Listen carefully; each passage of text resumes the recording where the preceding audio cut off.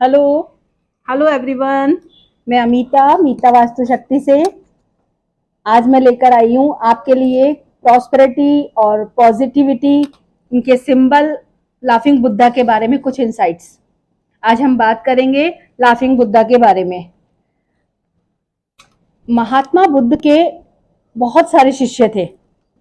महात्मा बुद्ध के बहुत सारे शिष्य थे और उनसे ज्ञान लेते थे, उनसे दीक्षा प्राप्त करते थे और उन्हीं के अनुयायी थे।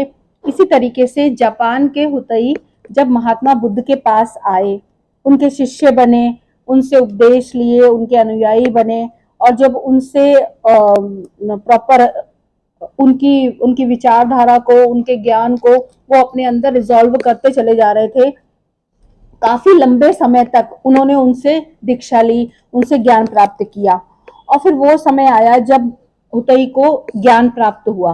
तो जब उनको ज्ञान प्राप्त हुआ तो उस समय हुतई जोर जोर से हंसने लगे, बहुत जोर जोर से हंसने लगे और उसके बाद उन्होंने अपनी लाइफ का एक ये उनकी लाइफ का एक उद्देश्य बन गया, एक मोटिव बन गया कि लोगों को हंसाना।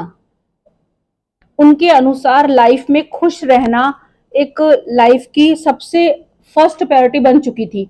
वो सब जगह भ्रमण करते थे, कहीं भी एक गांव में जाते थे, दूसरे गांव में जाते थे, एक जगह से दूसरी जगह पर जाते थे। वहां पर वो लोगों को बहुत हंसाते थे। जब लोग परेशान होते थे, दुखी होते थे या किसी चीज से उन घर में कुछ परेशानी है या कोई प्रॉब्लम है तो होता ही उनके पास बैठते थे और उनको इस तरीके से ज्ञान देते थे और उनको हंसा दिया करते थे, उन्हें खुश कर दिया करते थे।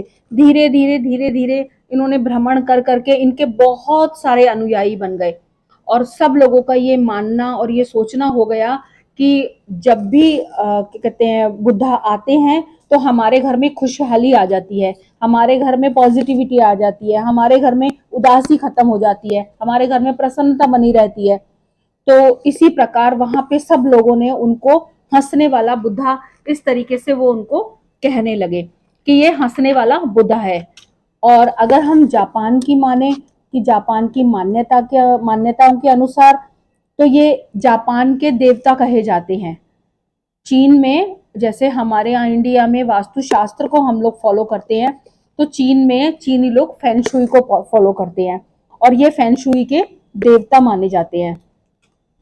उनके अनुसार इनका नाम था पुतई और जब ये इनको मौज मस्ती करना, घूमना फिरना, ये इनको बड़ा अच्छा लगता था। ये अपना मोटा सा पेट और भारी भरकम शरीर लेकर के जहां भी जाते थे, जब जहां कहीं उदासी होती थी, कोई परेशानी होती थी, तो ये वहां जाते थे और उन लोगों के दिलों में प्रसन्नता को भर देते थे, उन लोगों के घर में खुशियां भर देते थे। तो वहां पे उन लोगों का ये एक थॉट बन गया कि जब भी पुतई आते हैं, लाफिंग बुद्धा इनका नाम पड़ गया, और जब भी लाफिंग बुद्धा आते हैं तो उनके कष्ट दूर हो जाते हैं।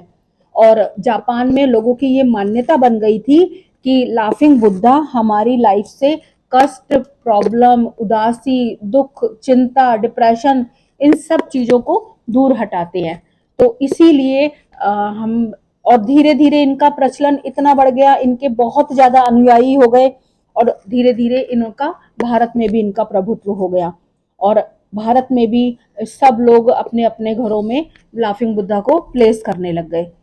तो मैं आपको आज थोड़ी सी इस चीज के बारे में जानकारी दूंगी कि हमें किस तरीके से लाफिंग बुद्धा को अपने घर में रखना चाहिए। हमें अपने घर में लाफिंग बुद्धा को अपनी एंट्रेंस के बिल्कुल सामने या मुख्य द्वार के बिल्कुल सामने हमने अपने लाफिंग बुद्धा को रखना चाहिए। और लाफिंग बुद्धा को कभी भी फ्लोर पे नहीं रखना चाहिए। लाफिंग बुद्धा को हम 3 to 4 फीट की हाइट पर रखें और जैसे ही हम एंट्री करते हैं तो जब हमारा आई कांटेक्ट होता है उनके साथ, तो एक्चुअली कहते हैं कि जब हम किसी के साथ कनेक्ट होते हैं तो हमारे चीजें वर्क करनी शुरू कर देती है। हमारे सबकॉन्शियस माइंड को जो हमारे सिंबल्स होते हैं वो बहुत इजी वे में हमारा सबकॉन्शियस माइंड उनको समझता है। तो हमको उनको इस तरीके से रखना है कि हम उनके साथ कनेक्ट हो पाए, या हमारे घर में जो भी आने वाले गेस्ट हैं या हमारे परिवार के सदस्य हैं वो इनके साथ कनेक्ट हो पाए। तो इसी तरीके से हमको अगर अपने घर में खुशहाली चाहिए तो हमारे घर में खुशहाली को बढ़ाने के लिए हमें हंसते हुए लाफिंग बुद्धा अपने घर में रखने चाहिए। और अगर हम अपने घर में पैसों की वृद्धि चाहते हैं या धन वृद्धि के लिए हम अपने घर में लाफिंग बुद्धा को रखना चाहते हैं, क्योंकि एक्चुअली जैसे मैंने आपको बताया कि हमारा सबकॉन्शियस माइंड उन्हीं चीजों को अट्रैक्ट करता है जिन चीजों को विजुअल करता है, जिन चीजों को देखता है। तो इसके लिए हमें इसके लिए हमें पोटली वाले एक भारी बैग थैला लिए हुए लाफिंग बुद्धा को अपने घर में अपने मुख्य द्वार के सामने रखना है। और जिन लोगों को ये लगता है कि हमारा भाग्य कमजोर है, तो उन लोगों के लिए मैं आपको सजेस्ट करूंगी कि आप लाफिंग बुद्धा रखिए जिन्होंने इस तरीके से दोनों हाथों में कमंडल उठाया हुआ हो। इस तरह के लाफिंग बुद्धा को आप अपने घर के मुख्य द्वार के सामने रख सकते हैं। जिन लोगों के अंदर कॉन्फिडेंस की कमी है या जो लोग इजीली डिसीजन नहीं ले पाते हैं, तो उनके लिए हम धातु से बने हुए लाफिंग बुद्धा को रख सकते हैं। और जिन लोगों को संतान प्राप्ति का, जिन लोगों को इच्छा है कि हमारे घर में बच्चे हों, छोटे छोटे बच्चे हों या जो भी उनको अट्रैक्ट करते हैं, तो हमें ऐसा लाफिंग बुद्धा रखना चाहिए कि जिन लाफिंग बुद्धा के साथ बहुत सारे बच्चे उनके ऊपर चढ़े हुए हैं, कोई कंधे पे चढ़ा हुआ है, कोई पेट पे चढ़ा हुआ है और लाफिंग बुद्धा उनके साथ खेल रहे हैं, तो इस तरह के लाफिंग बुद्धा को हमें अपने घर के मेन डोर के सामने रखना चाहिए। ऑफिस में लाफिंग बुद्धा हमारा रखने का पर्पस होता है प्रॉस्पेरिटी और अबंडेंस को और कस्टमर डील को अच्छी तरीके से सिक्योर करना।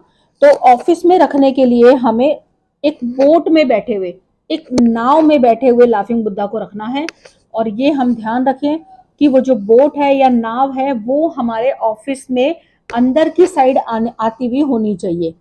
तो ऑफिस में प्रॉस्पेरिटी को बढ़ाने के लिए हम इस तरीके के लाफिंग बुद्धा को रख सकते हैं।